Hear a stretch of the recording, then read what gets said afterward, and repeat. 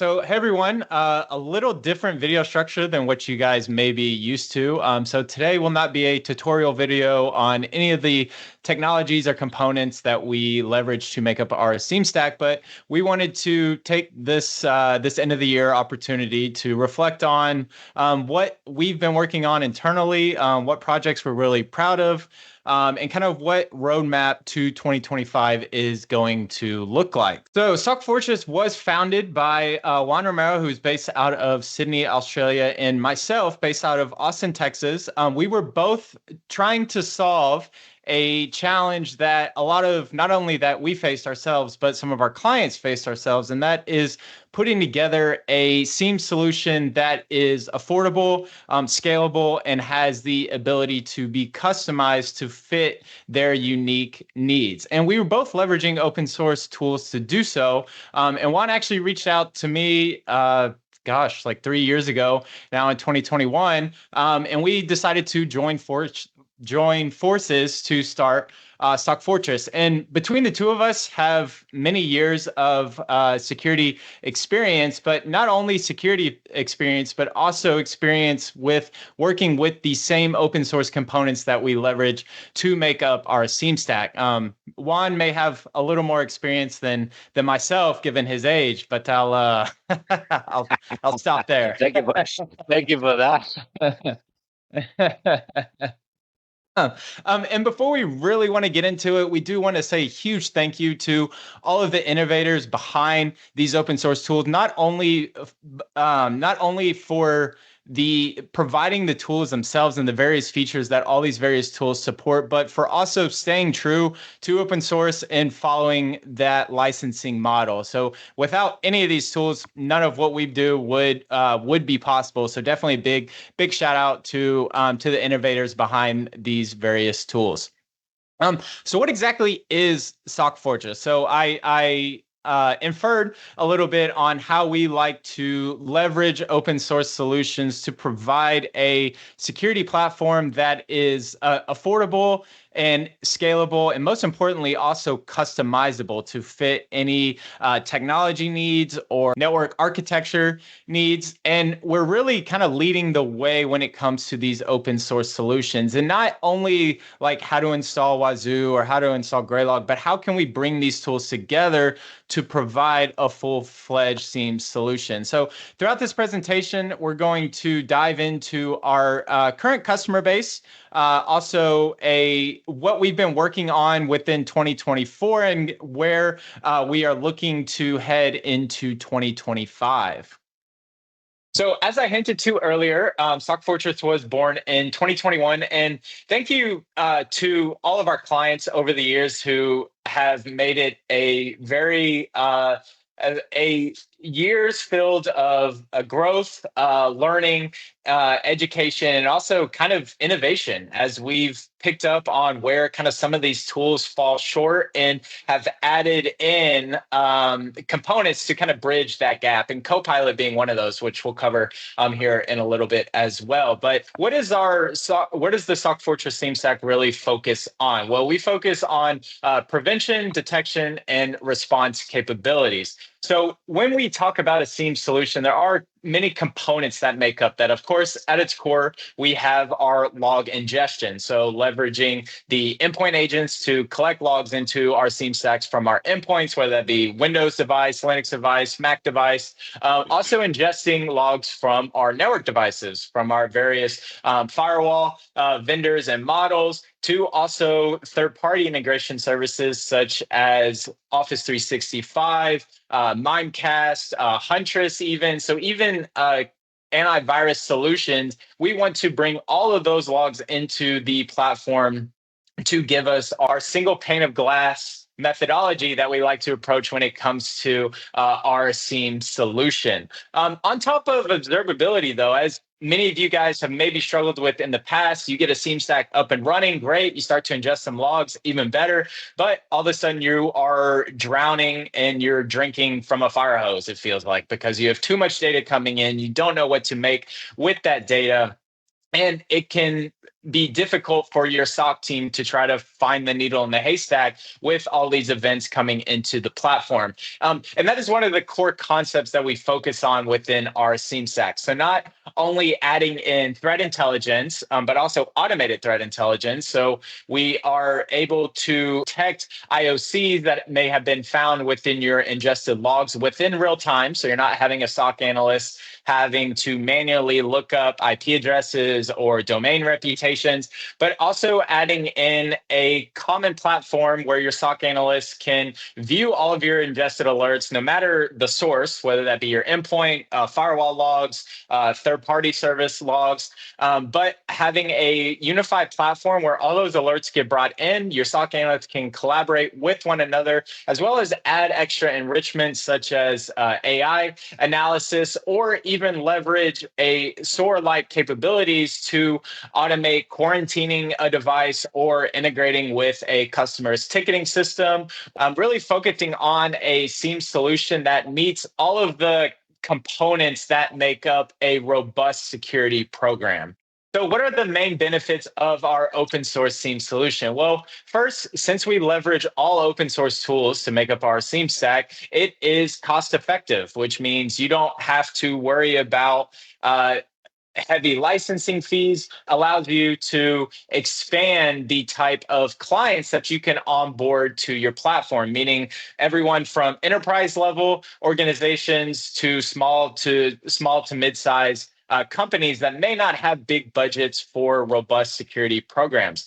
Open source also gives us the flexibility to meet any network design topology needs, as well as integrate with any system that may be unique to not only yourself, but also your clients, whether they have their own internal applications that it is crucial to ingest security logs from that application into the SIEM stack, or integrating with other security products such as CrowdStrike or Huntress or Mimecast, whatever it may be. You want to have the ability to integrate with anything and everything that either you or your clients may currently have or may introduce in the future. Also, multi-tenancy as well. That's also a big component that goes into our SIEM stack and gives you the ability to reduce costs by having the ability to onboard multiple clients in a secure manner onto infrastructure that's currently running your SIEM solution. As well as customization. You guys will likely have your own use cases, or your clients will have your own use cases that you may want to automate, or integrate with. And open source gives us the ability to meet any of those custom needs. And the SOCFortress team also provides dedicated support, not only during the deployment of your SIEM stack, but throughout the whole lifespan of your SIEM product. Okay, so hi everybody, it's Juan here. I'm dialing in from Sydney, Australia, like Taylor I mentioned before, and I co-founded SOCFortress with Taylor back in 2021. So one of the things that we wanted to do in this presentation is, having a look back at what 2024 has meant for SOCFortress in terms of growth in the number of clients, obviously, but also that growth align to the new products and services, all the new integrations that we've been doing all this year. So one of the things that we always want to highlight is that SOCFortress, we can provide our services all over the world. As a matter of fact, our clients right now, they go from Canada all the way to Southeast Asia, right? And we are not a localized company in that way, which means that we can work pretty much with any client or any organization, no matter where they are, right? So what is 2024, what has been for SOCFortress in terms of growth, number of clients, and who those clients are, right? So the first thing is, give it a take, 60 new clients over this year. And the client profile that we normally serve, it goes from what we call enterprise, which would mean, end clients that have nothing to do with IT services at all, but obviously, like any other organization, they want to have a proper security monitoring in their environment, right? But primarily, and actually you can see on that graph on the right side, um, the percentage of each one of our clients, depending on whether they are MSPs, MSSPs, or again enterprise clients, right? It means that security is nowadays, cybersecurity is something that pretty much every organization needs to keep in mind. What is the value that SOCFortress is gonna add? Well, first off, the fact that everything that we do is based in open source, so there is no licenses involved at all. There is no upfront cost that our clients or the clients of our clients, in the case of MSPs or MSSPs, they are going to have to face. And also, Stella was mentioning before, the huge room for customization. All right. So one of the main client types that we are providing our solution for is actually MSPs, which they are already providing IT services, but maybe they are not doing much in security, or maybe they might be partnering with a firewall vendor like Fortinet or Palo Alto, and they would like to get more into cybersecurity in general, meaning endpoint, service, cloud, and so on, right? And at the same time, there's a big challenge, many cases where they need to transition their existing NOC into a SOC. All right. And then finally, for MSSPs, and we see that over and over again. Normally, they are MSSPs who they're already working with that commercial solution, maybe, and think of name whatever the solution you wish, and they keen on not only providing the services using our commercial solution, but maybe in parallel building another option for other clients that is entirely based in open source. Or even we've come across cases where those clients actually, those MSSPs, they want to replace entirely their commercial solution with open source. Now, in terms of the way that we can deploy our platform, right, and it's actually pretty flexible, right, because the first option that we like to highlight is what we call the SOCFortress VPC. All right, and what is that? That is we can deploy our systems and tools and all the integrations with a cloud provider that right now they got presence in the European Union, in the US, and in Singapore. This would be like the cloud provider of our first choice, and it's just because they are really affordable and pretty, really, really reliable, right? Unfortunately, they don't have presence all over the world right now, and oftentimes the legislation in different countries will make mandatory to hold that data, the data that you are collecting by security monitoring in your own country, right? So we normally recommend that option when our clients are in those geographic locations, which again is the European Union, the US, or Singapore, right? Now, for many of our MSPs or MSSPs, we have deployed our platform and services on-prem. And this is pretty standard because normally those companies, they have invested already in some kind of infrastructure that they have deployed in their own data center. And obviously they want to leverage that and, do the full depreciation of those assets, providing new services. And that obviously is entirely possible. And yeah, like I was saying before, we've been doing that, pretty much since we started, right? And then finally, there are other companies, MSSPs or even end clients, enterprise companies who they are already using a cloud provider, right? Think of the three big ones or pretty much any other that's got presence in the country where they operate. And in that case, obviously, the moment that you can define a VPC in the cloud provider, which is going to be pretty much any cloud provider nowadays, we can kind of like implement our architecture and deploy our systems and tools, alongside all the integrations that we provide, right? So these are primarily the three main options, the three options that we can offer to deploy the SOCFortress SIEM stack.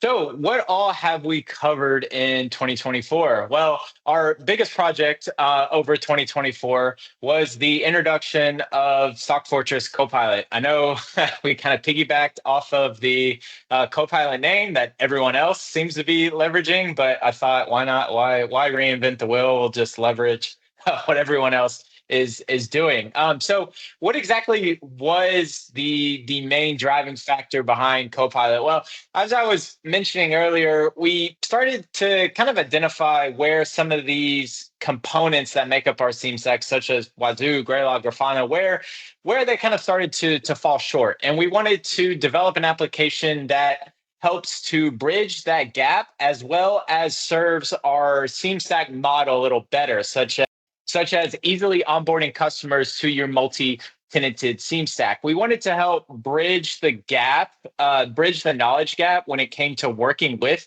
these open source tools, and Copilot is our attempt to do so. So think of it as kind of your SIEM stack management tool, if you will, as well as we bake in extra features such as the alert and case management platform, any integration modules, such as integrating with CrowdStrike or Carbon Black. Those are all built into Copilot as well. So you have a unified platform to ingesting your third-party logs that as well in turn feed into your SIEM stack, managing your endpoint agents. And there's a lot more that's going to come with this. We have a lot of ideas when it comes to Copilot down the line. But this was where our take after hearing kind of some of our own personal kind of growing pains with some of these tools, but also getting some feedback from clients and the community as to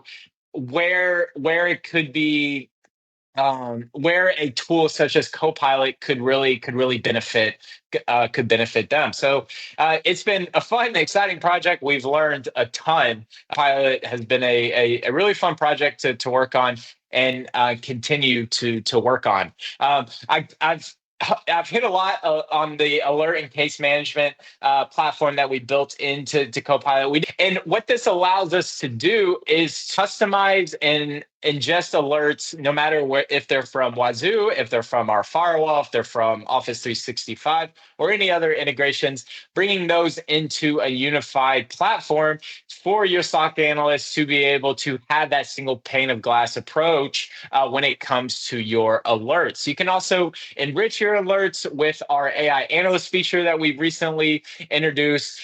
And you can also generate alert reports for your customers who may want to get, a monthly update of alerts that have been generated for their tenancy within the SIEM stack. Yeah, something that we've been doing as well in 2024 is, adding as many integrations as possible to the platform. All right. From the very beginning, Taylor and myself, we knew that one of the key components or the key success that SOCFortress potentially would have is if we were able to provide, all your security monitoring in a single place, in a single platform, or in a single visualization tool, single pane of glass, however you want to call it, right?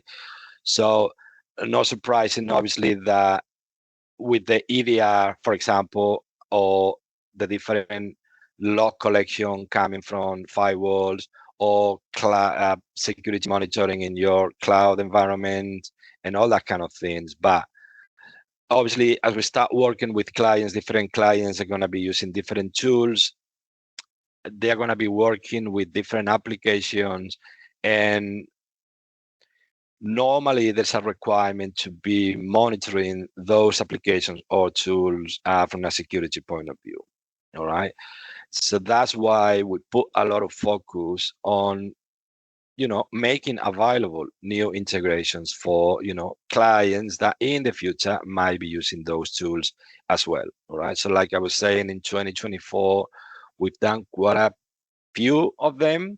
All right. And then they will normally be in different categories, right?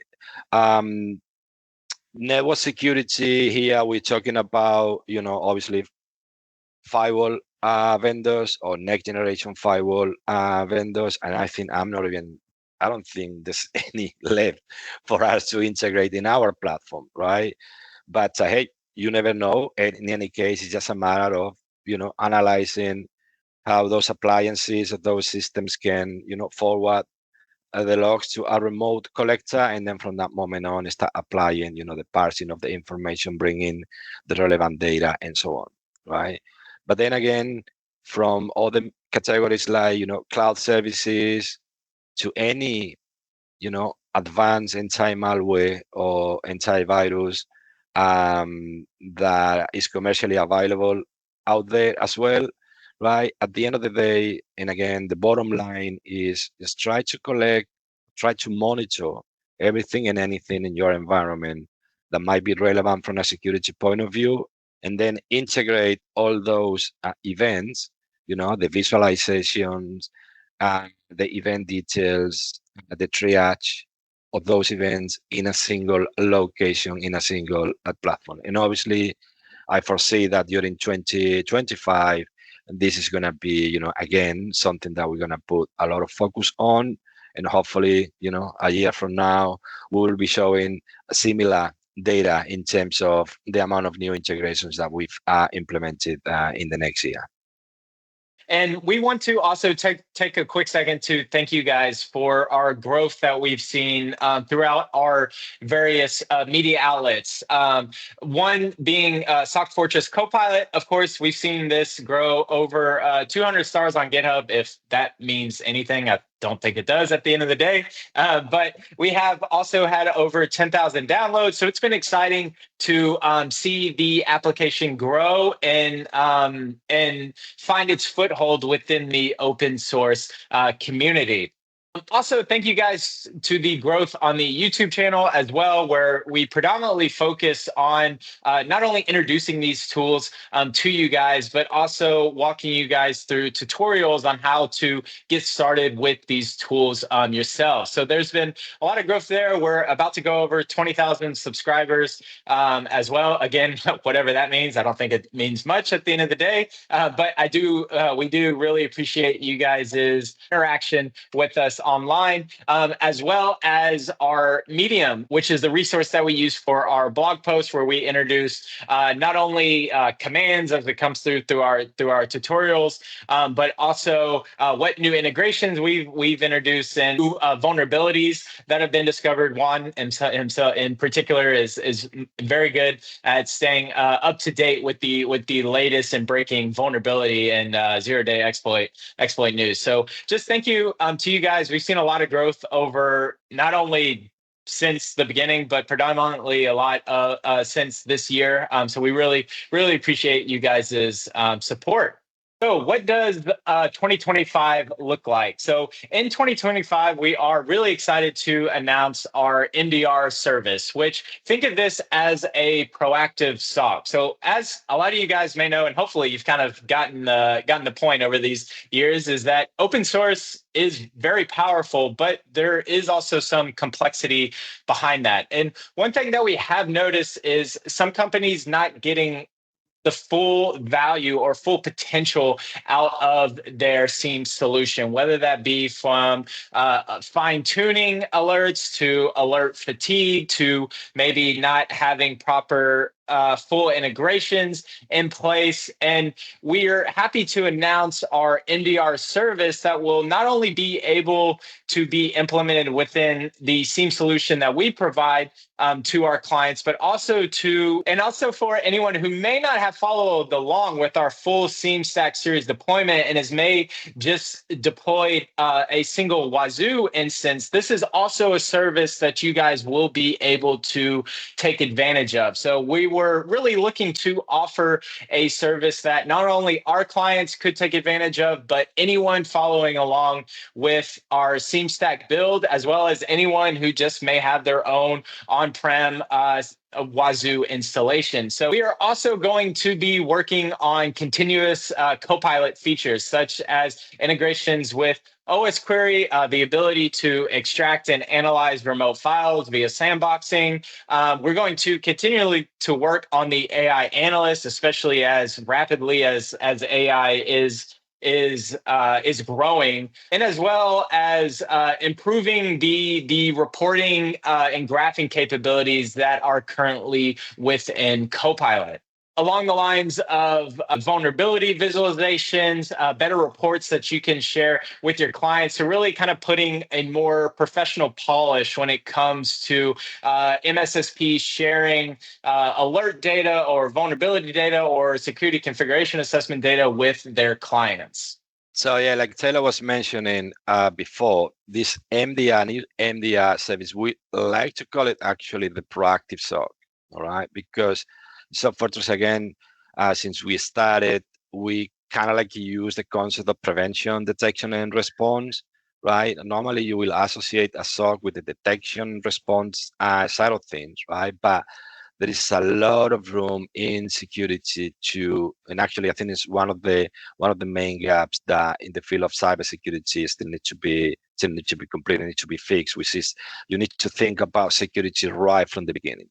Right from the moment that you design a new application, that you put out a new service, right? Security should be already there, right? So you don't need to redo whatever it is that you do if you implement security at the end and then you spot like different components that are not secure enough, right? So in that regard, there's going to be a section that we call secure by design, right? And this could be related, to audit of existing tools that have been already installed by our clients, or firewall configuration and stuff like that. And then kind of like a automated way, try to highlight what part of the configuration of those tools, or again, those network appliances or whatever, don't align with security standards, right? At the same time, we're going to put out a new service that is called SOCFortress Signals. And that is just for the sake of notifying our clients, or pretty much anyone, because this is going to be included for everyone who is under us and wants to subscribe to that email notification, is getting notified, anytime like a critical vulnerability has been detected, and it's always a good thing to be aware of that, right? And then apply whatever the recommendation is in terms of either patching or applying a workaround if there is no patch available or whatever, right? So we're going to do in SOCFortress, we're going to combine different organizations out there that are providing already these kind of services, right? And we will integrate all of those in a single notification to whoever is subscribed to that service, okay? As part of the proactive SOC as well, and in terms of the prevention side of things, just think of the passive reconnaissance, right? Whether that is technical or social. And what was that all about? Well, that is spotting, what is it that potentially adversaries are going to know about you, right? Are they going to know, obviously the public IP addresses that you are using, what ports are open, what is your security in terms of, certificates or SSL, TLS, all that kind of thing. So it's from a defensive point of view, it's also important to be aware of that, meaning like the steps that an attacker would take sometimes in trying to find information about you, what your weaknesses are, right? So that's what we call it, passive reconnaissance, and spotting those weaknesses and making those available to our clients so they can take also an action and trying to fix that situation, right?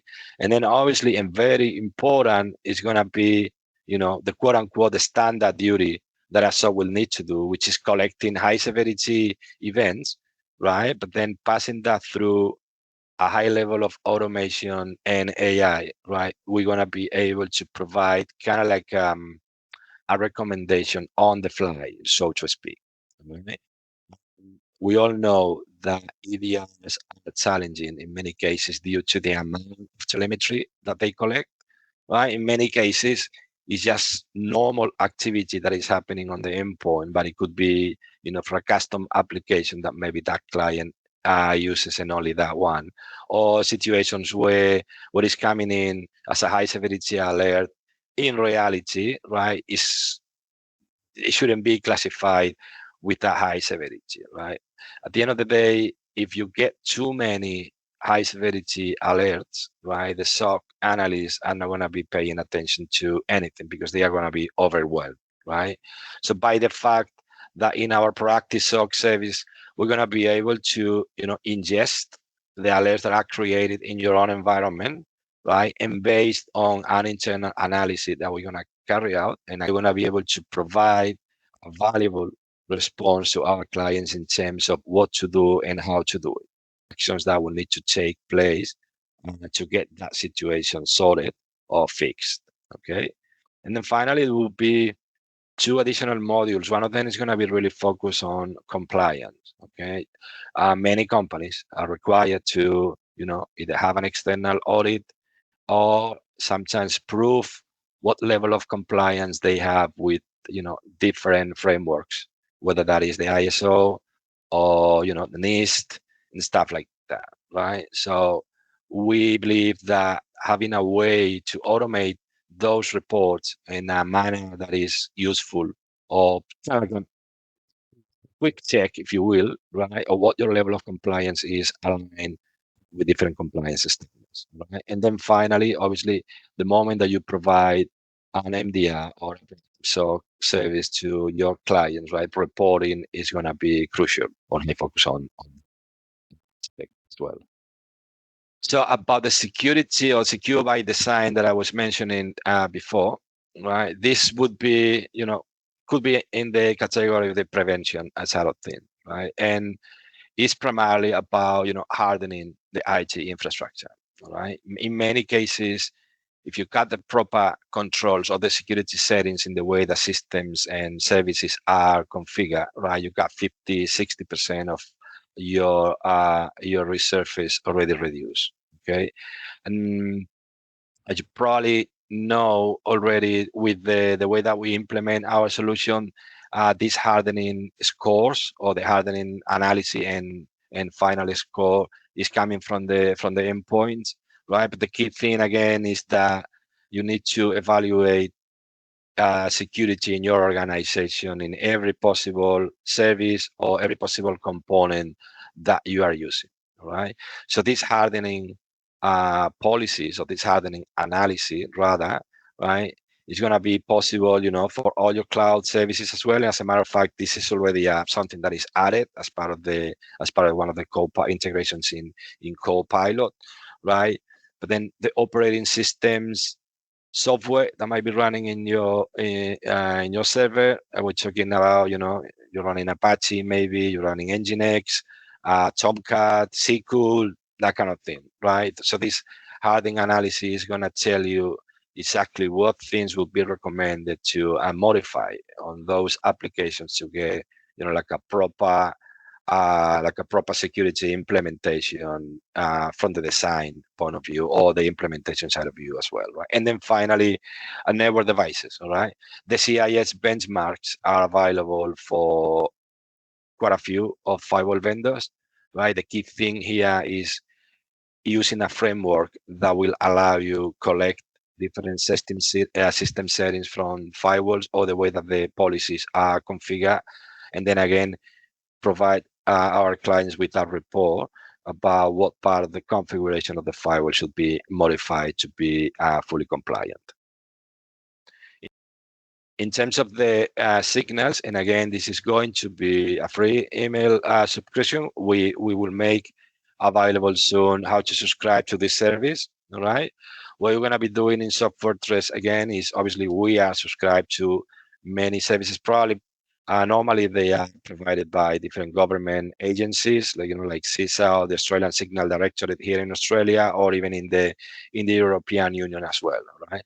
And they send notifications about many different things security related, right? So the key thing is we'll be filtering those notifications where they are really critical, and that pretty much requires taking some action the moment that you see it, right? Because a new 0-day has been detected and is being exploited, or a new vulnerability has been found and again is being exploited in the wild, and so on, right? So at least our clients or whoever it is wants to subscribe to this notification is going to get from us, right? It's going to get that information and potentially what the required actions are to either eliminate or mitigate that risk.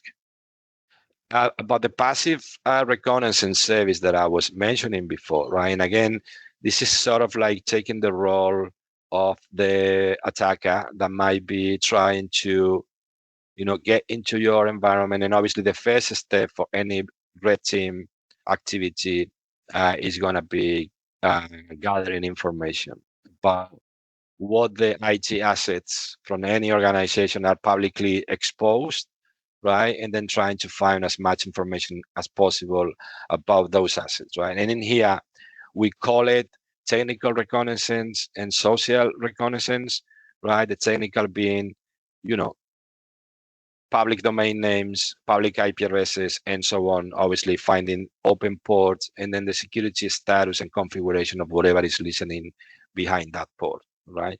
But then there is a really important component that attackers are using nowadays, as you guys probably know, and it's targeting, for example, email, or by getting what is called, the social reconnaissance, right? Which is trying to find information about different individuals that could be working in that organization, right?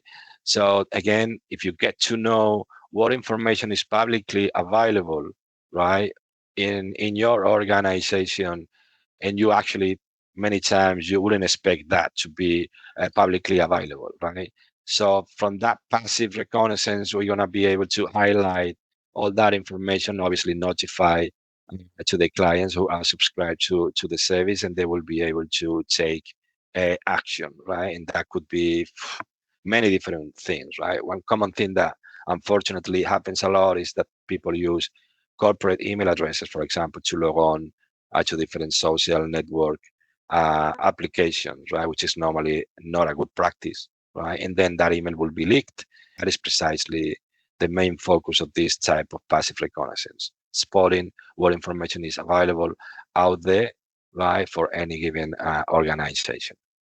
So, as I alluded to a little bit earlier as well, when it comes to alert fatigue that we've seen with some of our clients and the uncertainty when it comes to how to fine tune the stack to only be highlight on alerts that it is required for their SOC analysts to go ahead and take a look into. And that is one of the other big components with our proactive SOC. So this service is going to help you guys pinpoint on your high severity security events that have been ingested from your endpoints, from your firewalls, third party integrations as well, so that your SOC analyst can really focus on what has been deemed and flagged as something that needs a SOC analyst to review. But it also doesn't stop with just your high severity alerts based on what activity is happening on your endpoints, but also what vulnerabilities those endpoints may be exposed to. So also enriching that with the EPSS, which is the exploit predictability scoring system, to deal with the common issue that people face when it comes to their vulnerability management programs. And that's, hey, I have all these vulnerabilities. Which one should I focus on patching? Which ones am I going to see the greatest benefit in my risk exposure being lessened? And that is where we are going to assist you guys with vulnerabilities that may even be a high to medium, not necessarily a critical, but based on how actively they're being exploited out in the wild and how much damage they can do if they are exploited, helping you guys pinpoint, all right, this is exactly what I need to focus on or in order to decrease the risk that my endpoints are exposed to based on the software installed, as well as assisting your SOC analysts with AI event-driven analysis. So not only taking data from a singular level in terms of one singular alert, but also combining that to evaluate against alerts seen across not only your endpoint, but maybe throughout your environment to pinpoint what anomalies have been detected with your within your alerts. So think of SOCFortress's MDR service as kind of your SOC analyst overwatch, who helps your SOC team be able to focus on their day-to-day tasks and only be brought in to investigate and alert when we deem it as necessary.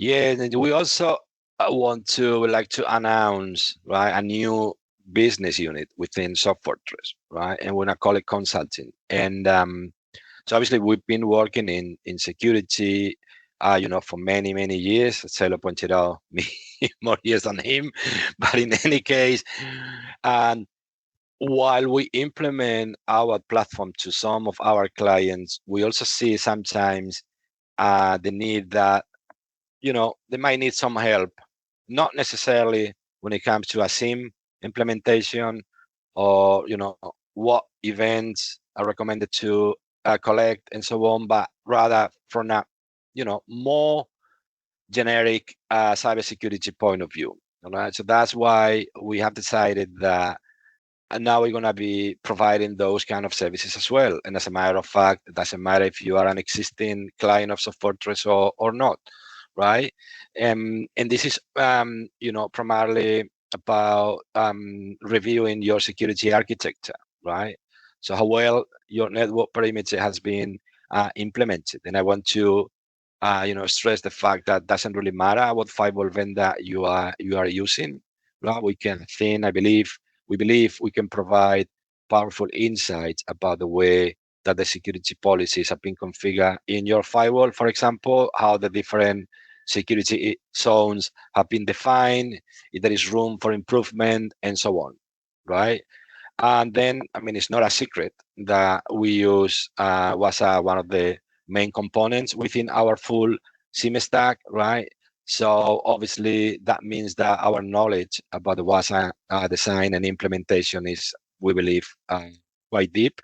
So we can also provide consultancy services for clients who, again, they might be using the WASA implementation, but they don't necessarily use the SIEM stack the way that we architected, right? And we can provide those services as well.